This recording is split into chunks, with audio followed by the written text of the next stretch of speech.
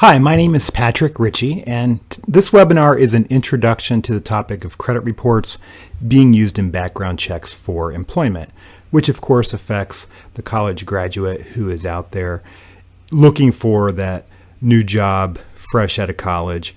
And over the years, I've encountered a few students who have been denied jobs by employers because of the contents of their credit reports.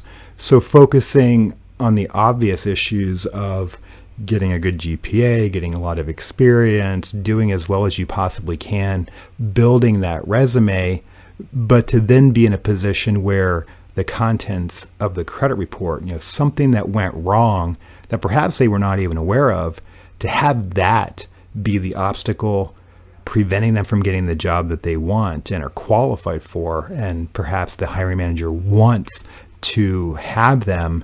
But if there's something wrong with their credit report, that can be a major issue. And I have had that happen to my students in some different classes over the years. So we'll cover why employers are using credit reports in the background check process and how to be prepared if faced with that possibility. And we'll address the critical aspects of the credit report background check and how to not only survive it, but hopefully to thrive it, to separate them from other candidates that might put them out ahead. So the material from this webinar can be found in my book, The Credit Road Trip, which was written for the college student on college student or young adult credit issues, with a big focus on the whole employment aspect of this. So why are credit reports used in the first place? Why do employers care about screening employees by looking at their credit reports? Well, I think the most important thing is that the credit report is such an easy, inexpensive way to find out a lot of information about somebody. As a lender, when I pull a credit report, I see all sorts of things. I can kind of tell how somebody lives their life based on, do they pay things on time? Are they late frequently? Do they have collections? I can see if they're paying their rent on time. You can pretty much gauge what is going on in that person's life based on the contents of that credit report. And it's so quick. Like, you can pull somebody's credit report within seconds. As soon as the information is plugged in, it's delivered within seconds. And it's not expensive.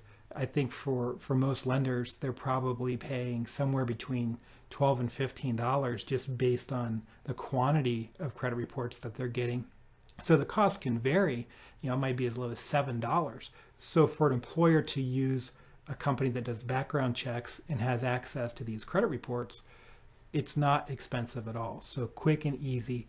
And it's a good protection against making a bad hiring decision, because it's going to cost them more if they hire somebody who's not a good fit in the company than to weed them out early on in the process. The other issue is that former employers are very reluctant to say much of anything about previous employees for fear of getting sued. So most of them will probably only provide the dates that they were employed, the position, and that may be it. A lot of them won't go much beyond that. They're very unlikely to give an opinion, because if they do, and then it comes back to that employee that they are saying bad things about them, there's a strong possibility that they would go ahead and sue that employer. So employers are very reluctant to say much of anything, unless it's really, really good stuff. Catching fraud. If somebody is applying under a different social security number, something of that nature, the credit report is going to generally bring that to the surface. From a level of responsibility, if somebody very rarely pays anything on time and lets their debts go to collection, that's kind of who you're getting in terms of, is that somebody that you want in that position? Is this a position of high responsibility? Is this a position that requires a lot of detail? Well, if they can see that this person hasn't had a lot of detail in their personal life, they might say they're not going to have much of a detailed work ethic working within our organization. So that's another possibility. And then the judge of character. Everybody has a resume that shines. Everybody has good stuff on their resume. Everybody lists a reference who is, of course, going to say good things about them. So looking at it from the standpoint of how does this person live life when nobody's watching, sometimes the credit report can show that. But I will say this, I've seen plenty of credit reports where there's all sorts of issues and it's really not the fault of the consumer. And so if that is the case, it's really important to explain that to the employer so that they understand what the circumstances were, especially if there was some sort of a medical situation or you were in an accident or something. If there was some issue that happened that you didn't have control over, bring that up if they ask for permission to pull your credit report. That would be very important. Why are they looking at credit reports? Well, also to reduce on-the-job errors, longer lunch breaks, taking care of personal issues, requesting paycheck advances, trying to borrow money from coworkers. I've actually had that happen. Only one time, but it did happen. And it's very uncomfortable. So I guess that is an issue that needs to be addressed. Frequent personal phone calls, incoming collection calls, and an absenteeism, attitude, enthusiasm. When people are worried about their credit, when they're worried about that part of life, it can be really hard to concentrate. So they could use it from that standpoint to try to weed out people who aren't going to be as focused. Sometimes it's required by law. Security clearances will look at a credit report. There's different levels of security clearance. So depending on what type of employment you're looking to get into, if you're going to be going through a security clearance, that could be an issue, if there are some issues on the credit report. So it's going to vary, but that is one potential issue. State and federal professional licensing. When here's a good example, if somebody is trying to become licensed as a mortgage loan originator, they have to go through a background check. Their credit report is going to be pulled. And so while bad credit may not necessarily prevent them from getting the license, it is going to be looked at and they would probably have to make an explanation. Stuff is looked at. And occasionally you read an article about somebody who was not accepted into the bar because of an issue on their credit report. It's not common, but it can happen.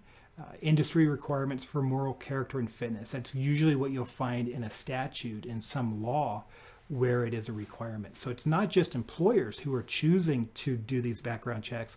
Sometimes the law actually calls for it, especially on a federal level. I've even seen state statutes.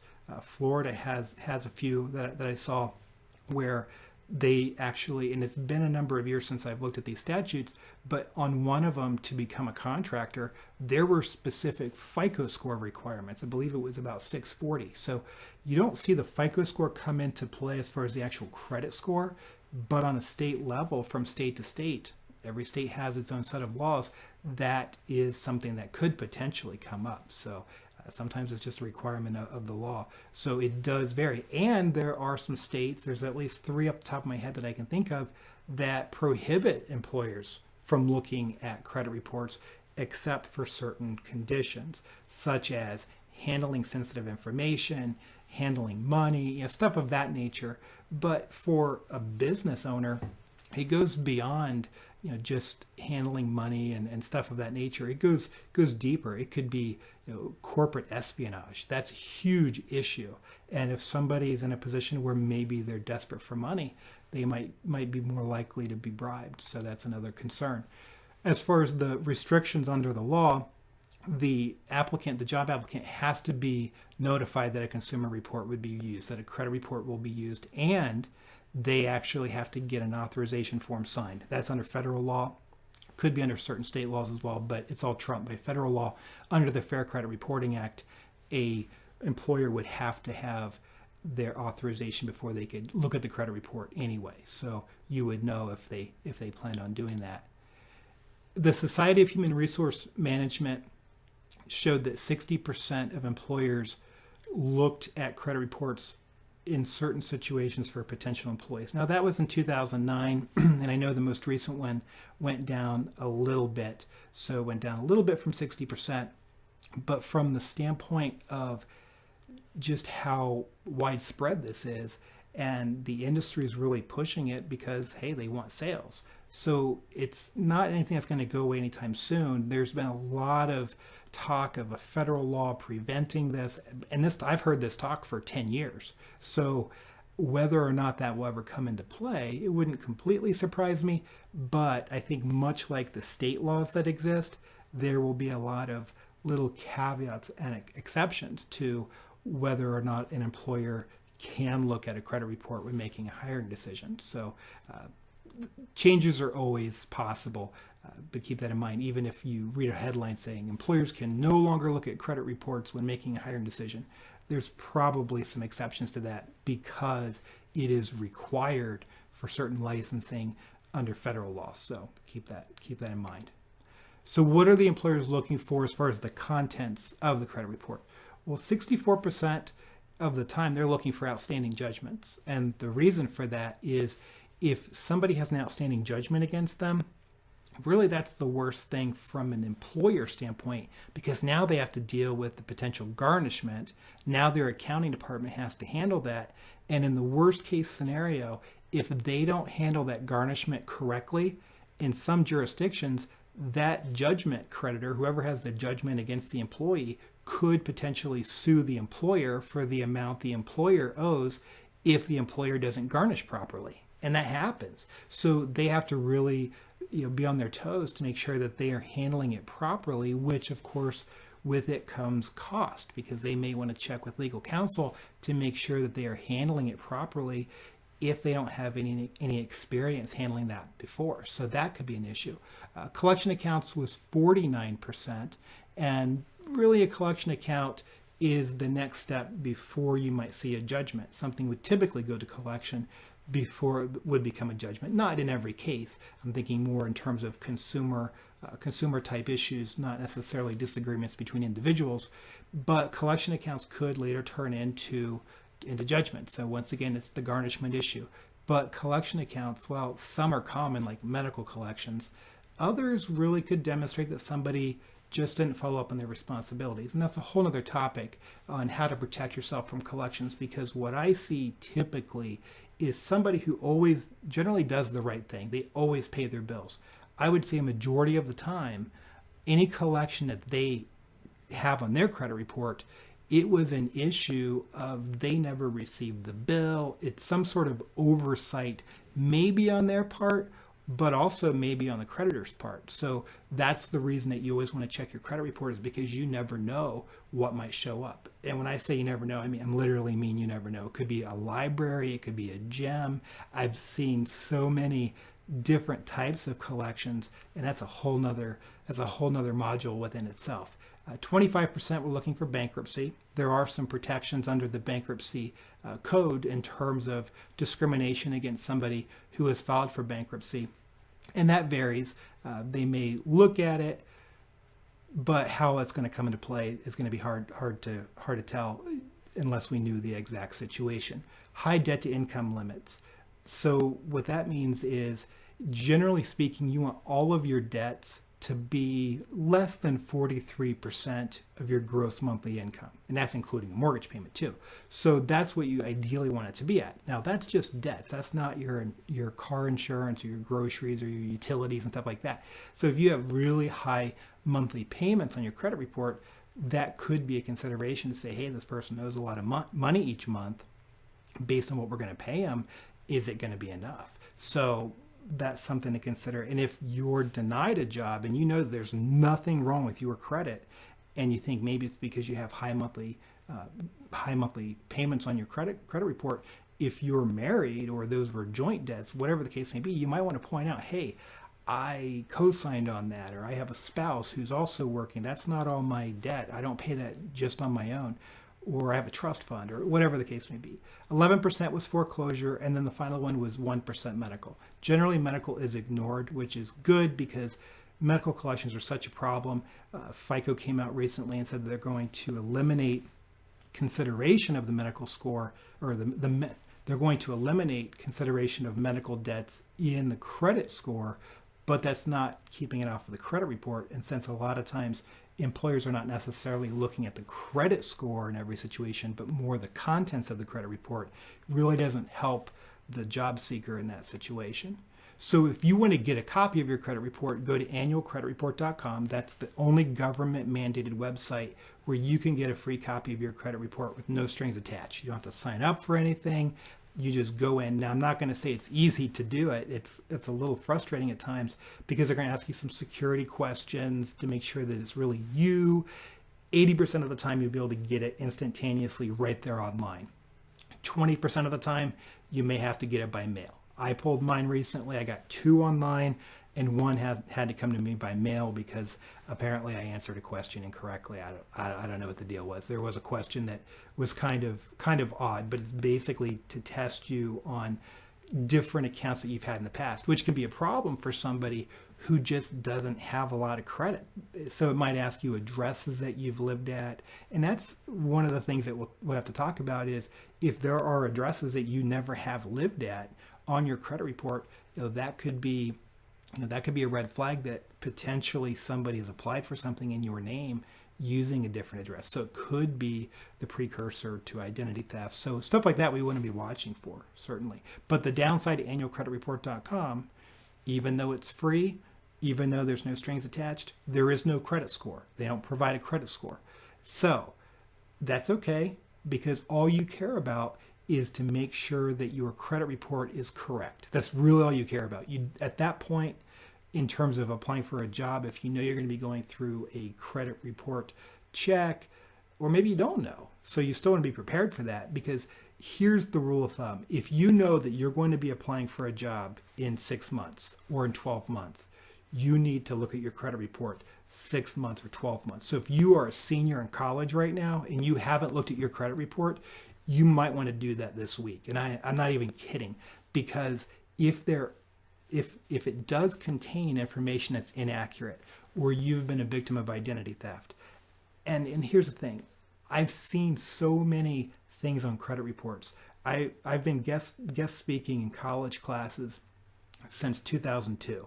And this material came from me teaching 2 college students and the problems that they were talking about in class and the problems that they would email me about after class that they didn't feel comfortable talking about in class. That's a big issue in teaching about credit is not everybody feels comfortable talking about it in a classroom environment. Some people want to keep it private, and I don't blame them because it is a very sensitive topic. But I've seen so many things. I've had situations on multiple occasions where their parents stole their identity. And then they check their credit report for the first time. In the class that I do at Ohio State, they have to pull their credit report for the class.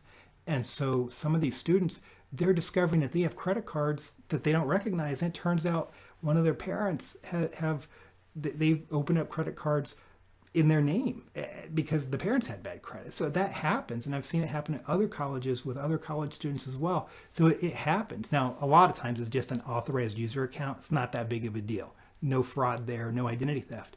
But you don't know until you look. So if you are a senior, do it now. Look at that credit report. Make sure you recognize everything that's on there. And if you're a junior or a sophomore, it wouldn't hurt you to take a look at it just to make sure. Because if you do have identity theft issues on there, and you need to start addressing those, you need to get police reports. There's a whole protocol that you need to follow to protect yourself. The federal law has good protections in that situation, but unfortunately, identity theft is kind of this, you're guilty until you prove your innocence type situation. Oh, somebody stole your social security number and opened up a credit card. Okay. Kind of that line of thinking. So if you have a police report and you provide that to the credit bureaus, they are then barred under the Fair Credit Reporting Act from reporting that information. So you want to stay on top of it because you don't want too much time to pass when something may have happened to you and you didn't even realize it. So what should a job candidate be doing? Well, number one, you should be aware of what's in your credit report. That's first and foremost. Understand what is there. If something's on there and you don't know why, question it. Find out why. A lot of times, here's the most common thing I see. Somebody was added on as an authorized user to mom and dad's credit card, or an authorized user to a boyfriend or girlfriend's credit card. Authorized user accounts can be okay, but they can also be dangerous because I had one student who didn't get a job because her father added her on as an authorized user to his credit card, which actually boosted her score. It took her score really, really high. She got into the high 700s, which was good in that sense. But unfortunately, he passed away unexpectedly. That credit card was no longer paid. It became a bad account that was reporting on her credit report. And so it plummeted her credit score down into the 500s. She did not know what to do in terms of getting it off because they kept telling her, the credit card issuer kept saying, well, we have to speak to the credit card holder, which he's deceased. So all sorts of potential issues. So you want to know what's there. If you're on there as an authorized user, another issue I had is a student who she went on with her boyfriend. Well, they broke up and then she paid her half. He was supposed to pay his half. But the problem is that he never did. And the bill was going to his apartment, not hers. She forgot about it until she applied for a job. And the hiring manager wanted to hire her, but HR said, no, not for this position. Her credit is horrible. She's got this credit card that she didn't pay. It became a charge off, which means that they were sending it to collection. So she had that past due credit card bill that had become a charge off, which still showed, but it had then been sent to collection. So really she had two strikes now. She had a strike of two strikes from the same account because the credit card account itself was bad, but then it was sent to collection, which is also bad. So that was a huge problem for her. Now, was that something that she can clean up? That's a very tricky situation because of the fact that she co-signed on that. You can never rely on the other person to make the payment. You've got to keep an eye on this stuff yourself. And anything that is derogatory, try to rectify it the best you can. That's, once again, a whole nother section within itself. Be able to explain the contents if there was an issue. Like I have people where they are in a car accident and they're in the hospital for a month or more. Well, they're probably going to have some credit issues when they come out. People where they got sick, maybe it wasn't an accident, but they got sick. I've had people where their car got totaled and the gap insurance took so long to pay out that they've become 6 months late on their car. Because it's pretty hard when your car is totaled to make that payment and make arrangements for a new vehicle while you're waiting for an insurance company to decide what they're going to do. I see that a lot. So that's another potential issue. So we have to be aware of these issues that exist. So if you do find an error on your credit report, what do? Well, you're going to send a letter to the credit bureaus disputing it. So if you see something that isn't yours, you might do what's called a validation of debt to basically challenge that this is not yours. Maybe you have a common name. If you have a common name, if you're John Smith, well, I don't know how many John Smiths there are, but I would guess that there's thousands of them. If you're John Smith and you see a collection on there and you're like, I have no idea what this is, do a validation of debt. The validation of debt challenges that collection. Say, I don't think this is mine. Please provide further information. And if the social security numbers don't match, because sometimes they don't know somebody's social security number. You don't have to have somebody's social security number to send something to collection. Sometimes they'll do it just based on name and the city. So that, or name and zip code, that's a possibility. So a lot of mistakes can happen. So be aware of that. And the burden is on you. The burden is on you, the consumer, to make sure that your credit report is correct. And to make sure that if an employer is looking at it, or in the case of borrowing, a lender, anybody who's looking at that credit report to make a decision, you want to make sure that they are seeing correct information. That's critical. Look at the information on your identity, look at your birth date, look at the addresses of the places that you've been. Make sure that there's no social security number variations. That's another issue. Although it's not uncommon for somebody to have one digit off. That happens occasionally. But if you see something that's completely different than yours, that's a red flag. And so you want to be paying attention to that. As I said before, make sure that you recognize everything that's in there. Make sure that there are no late payments. And if there are late payments, pick up the phone and ask that creditor if they'll remove the late payments. They might say no, but they might say yes. I've seen people ask, and that's the action. You have to ask first, because you don't know what they're going to say until you ask. So don't be afraid to ask. Don't hesitate to ask, because sometimes they will say yes, depending on what the circumstances were. And if they've removed that, that's going to be huge for you. Check your balances and your available limits. Make sure that you know what those look like. Anything that you've previously disputed before, make sure that that has been corrected and didn't change back to what was incorrect. look for any accounts that shouldn't be there in the first place. Look for accounts that should be there. What if you have something that you're paying on time, but you're not getting any credit for it? That occasionally happens, but here's the reality. Nobody is required to report on the credit report as far as something that's positive. It's all regulated by stuff that's negative. So if a creditor decides not to report, they're actually in their right not to. But if you ask them to report, then they probably will. But also, if you know that you're paying on something and it's not there, well, maybe they have incorrect information. And so you would want to make sure that that's corrected. Because I have had situations where somebody applies for, let's say, a department store credit card, and they never get the bill because the cashier input the information incorrectly as far as the billing address. So they never get a bill, they forget about it, and the next thing you know, they're being reported late. So you want to watch for things like that as well. And then, of course, anything that might indicate that you were a victim of identity theft. Okay, as far as, let's say that there is something on your credit report that you're concerned with. You're concerned that this employer might have an issue with it. Prepare a statement. Why the circumstance is out of your control. Why it is unlikely to repeat itself. And why it's unique and out of character for you. If there was some issue that happened that was out of your control, point that out, because the credit report doesn't point that out. The credit report is just a cold sheet of information, or sheets, I guess, multiple pages. So it's important, if you know that there is an issue there, let's say that there's 5 medical collections, you can say, well, I got sick, my insurance didn't cover this, or I was in a car accident, or whatever the case may be, or I was out of the country at this time, whatever. If there's an issue, prepare an explanation, because it'll make that decision better, because you want to show, I am responsible.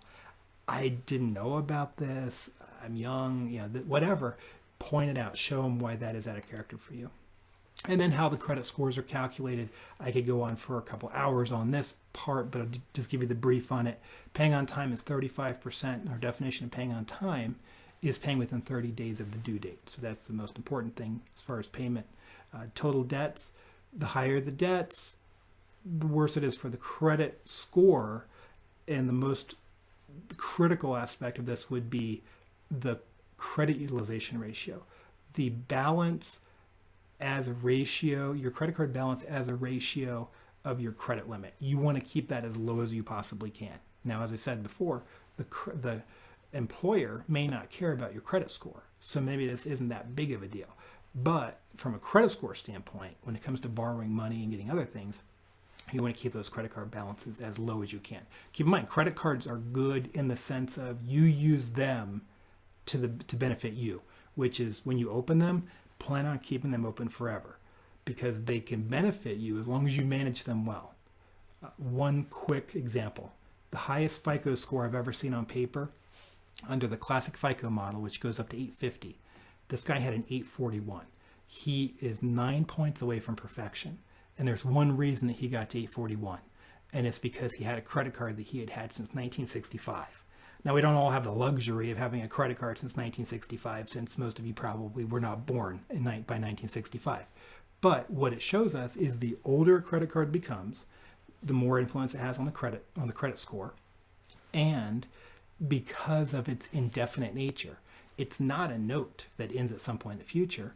It just keeps on going. As long as you keep the relationship going and the creditor keeps the relationship going, that credit card is going to just keep building history. It's like a tree growing. So it's going to get stronger and stronger and stronger. And that history literally could save you one day in terms of if something bad happened on your credit report, it would be offset by the length of history you have with those credit cards. So as a rule of thumb, try to get 3 credit cards that you achieve 7 years or longer of how old they are. That's really where you'll start to see your credit score go up into the 700 range, maybe probably even the 800 range at that point in time. So remember, keep credit card balances low, keep them open because you want them to grow, and they will help you one day. Believe me, you'll look back in 10 years and you'll thank me that I told you this. Let's see, 15% is length of history. How long have you had credit, which is hard when you're young.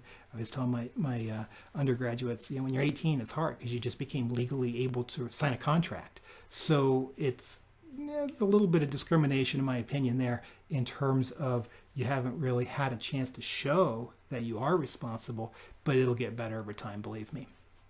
New credit and inquiries, don't apply for things that you really don't need. Simple, don't go try to save 10% just because you want to save 10% that day. Do it because that's the store you go to frequently and you would use that credit card. Or if they're going to give you a discount every purchase, that's a good one. So don't just apply for things to just apply for them. And the Credit Card Act really does kind of prevent younger adults from getting into trouble because it does place limitations. When I was an undergraduate, I remember literally I applied for a credit card in exchange for a cold bottle of Gatorade on a hot day. And I still have that credit card today. So a little bit different in the world today. Types of credit: installment loans versus revolving, secured versus unsecured, department store versus major credit card, stuff like that. The strongest account that you'll ever have on your credit report will be a mortgage. The weakest will probably be some sort of a finance company.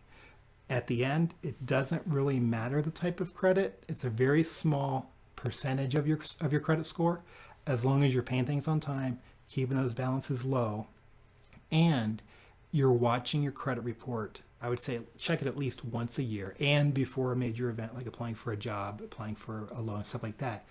If you're watching it, to make sure there's no mistakes, because mistakes are really what tend to get people the most. So those are the basics of the credit score. So thanks for attending this introduction lecture that this topic really requires to fully understand everything. So I wanted to give you a taste of what you really should be considering in case you haven't considered it. It really is a super important topic. If you're looking for some good summer reading or fall reading or winter reading or spring reading, pick up a copy of The Credit Road Trip, which I just finished writing. It'll be available on www.creditliteracyproject.com before it hits Amazon, because it has not officially been released yet, but there are copies available there on that website.